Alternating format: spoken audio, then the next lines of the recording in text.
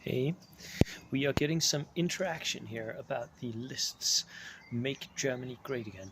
Um, and this is from one of the Danish players at my club, Mathias, who plays German. And he is basically responding to Rudy's list, his German attempt to make Germany competitive. So Matthias has done this. He has tried to, in his eyes, improve the list that Rudy sent, and he um, he then posted it to me and said, "Could you do another list review and see what happens?" So this is sort of a build upon what Rudy started out with. So this is not necessarily my choices, but it is what he thinks would work. So, let me talk you through what he's done. He has a 14 order dice, 998 points, so there are 2 points left over, maybe by an SMT somewhere or something. If you can find something where it fits. Um, we're looking at a two double platoon, uh, regular lieutenant in the first platoon, storm pioneer unit, 5 man, with 2 Panzerfausts, and with rifles on the rest and 1 flamethrower.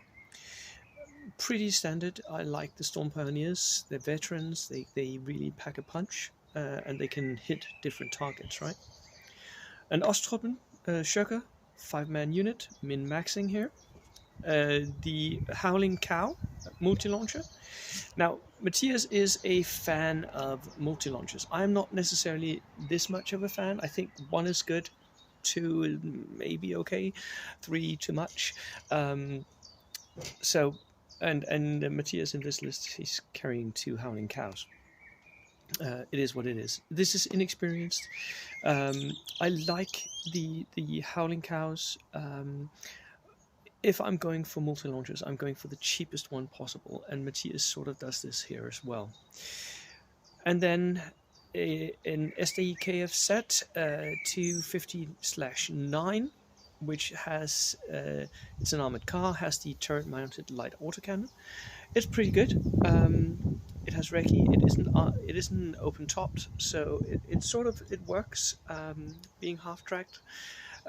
But it is again pretty expensive, like everything German, right? For 90 points for a light autocannon, it is sort of expensive.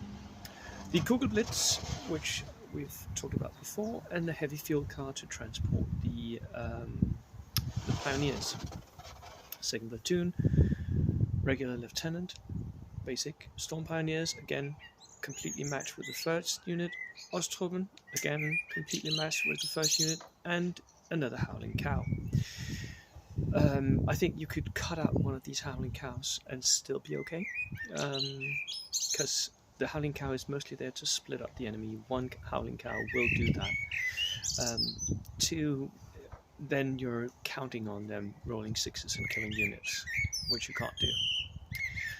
Then he puts in the Opel Blitz with a Flak 38.